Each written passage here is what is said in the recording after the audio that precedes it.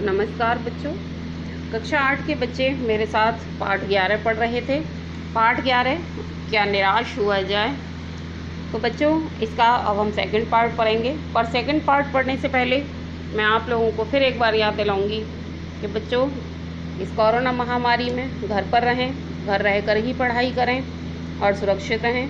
दूसरी बात बच्चों, जो बच्चे ऐसे हैं जिनकी कुछ फीस रह गई है तो कृपया जल्दी से जल्दी विद्यालय में फीस जमा करा दें। चलिए बच्चों शुरू करते हैं पाठ 11 क्या निराश हुआ जाएगा सेकंड पार्ट। भारतवर्ष ने कभी भी भौतिक वस्तुओं के संग्रह को बहुत अधिक महत्व नहीं दिया है। उसकी दृष्टि से मनुष्य के भीतर जो महान आंतरिक तत्व स्थिर भाव से बैठा हुआ है वही चरम और परम है। लोभ मोह काम क्रोध आदि विकार मनुष्य के में स्वाभाविक रूप से विद्यमान रहते हैं, पर उन्हें प्रधान शक्ति मान लेना और अपने मन तथा बुद्धि को उन्हीं के इशारों पर छोड़ देना बहुत निकृष्ट आचरण है।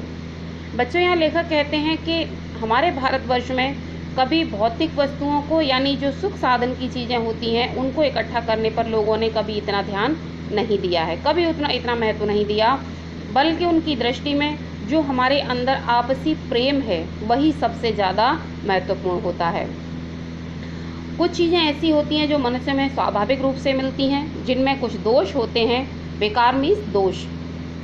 और वो दोष कौन से होते हैं? लालच, लोभ, काम क्रोध यानी इच्छा शक्ति बढ़ते जाना, क्रोध मानी गुस्सा होना, तो ये उनमें स्वाभाविक रूप से ही आ जाते हैं। इसे कहीं से लेने की आवश्यकता हमें नहीं होती है, पर उन्हें ही हम ये मान लें कि नहीं यही सबसे बड़ी चीज़ें हैं और उन्हीं के आधार पर चलें तो ये बहुत बड़ी हमारी गलती होगी। लेखक कहते हैं मन तथा बुद्धि को उन्हीं के इशारों पर छोड़ देना बहुत निकृष्ट आचरण है। अगर हम लालच में ही फंसे रहें, हम क्रोध से ही काम लेते रहें, हमारे दूसरों के प्रति हम ईर्ष्या करते रहें, द्वेष रखते रहें, तो ये कार्य हमारे लिए बहुत ही बुरा हमारा व्यवहार होगा। आचरण मीन्स व्यवहार।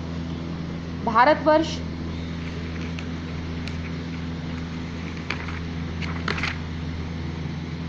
ने कभी भी उन्हें उचित नहीं माना, उन्हें सदा संयम और बंधन में बांध कर रखने का प्रयत्न किया है, जबकि भारत के लोग ने कभी इस चीज़ को आगे बढ़ने ही नहीं दिया, बल्कि हमेशा अपने क्रोध पर काबू रखा है, हमेशा लालच से दूर रहे हैं। परंतु भूख की अपेक्षा नहीं की जा सकती, बीमार के लिए दवा की उपेक्षा नहीं की जा सकती, गुमराह को ठीक रास्ते पर ले जाने वाले उपायों की उपेक्षा नहीं की जा सकती। लेखक यहाँ कहते हैं कि अगर किसी व्यक्ति को भूख लगी है तो उससे कैसे मना किया जाए कि तुम्हें भोजन नहीं मिलेगा। यदि कोई व्यक्ति बीमार है तो उसको दवा के लिए कैसे कहा जाए कि तुम कल दवा ले लेना। अगर कोई अपने रास्ते से भटक गया है, अगर कोई भटका हुआ व्यक्ति है यानी गलत आचरण पर चलने लगा है, तो क्या हम उसको उसी आचरण पर चलने दें? इन चीज़ों को हम अपने से अलग नहीं कर सकते, क्योंकि इन चीज़ों की तो हमें ज़रूरत होती है और इन्हें हम आगे करते रहेंगे। हुआ यह है कि इस देश के कोटि कोटि दरिद्री जनों की हीन अवस्था को दूर करने के लिए ऐसे अनेक कायदे कानून बनाए गए हैं जो कृषि, उद्योग, वाणिज्य, शिक्षा और स्वास्थ्य की स्थिति उन्नत और सुचारू बनाने के लक्ष्य से प्रेरित हैं। लेखक यहाँ कहता है कि ऐसा कई बार हुआ है कि हमारे देश में गरीब लोग करोड़ों हैं और उन करोड़ों गरीब लोगों के गरीबी को दूर करने के लिए सरकार द्वारा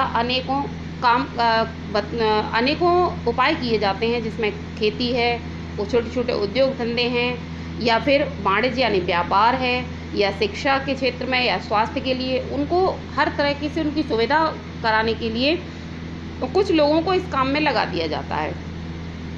परंतु जिन लोगों को इन कार्यों में लगाना है उनका मन सब समय पवित्र नहीं होता। वो कहते हैं कि परंतु जिन लोगों के हाथ में ये काम सौंपे जाते हैं, सरकार जिन लोगों के हाथों में इन कामों को सौंपती है, वो हमेशा पवित्र नहीं होते।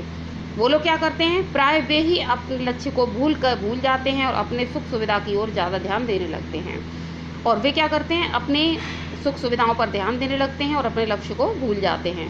कारण क्या होता है इसमें?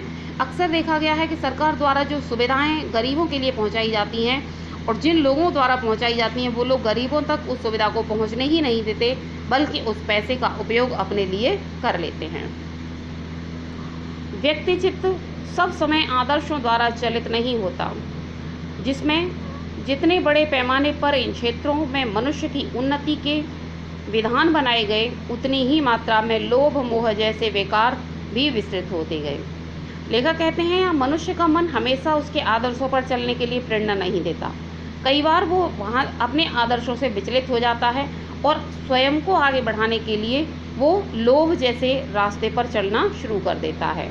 लोभ मोह जैसे विकार, लोभ मोह जैसे रास्ते पर चढ़ना, लालच के रास्ते पर चलना शुरू कर देता है। लक्ष्य की बात भूल गए और वे अपने लक्ष्य से भूल जाते हैं। उन्हें क्या लक्ष्य दिया गया था वो इस बात को भूल जाते हैं।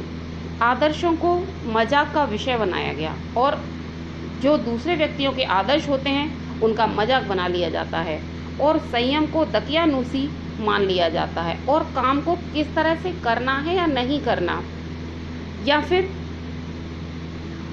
दूसरों के जो काम करने के तरीके होते हैं उन पर विचार करना है या नहीं करना, इस तरह से उन बातों पर गौर नहीं किया जा सकता।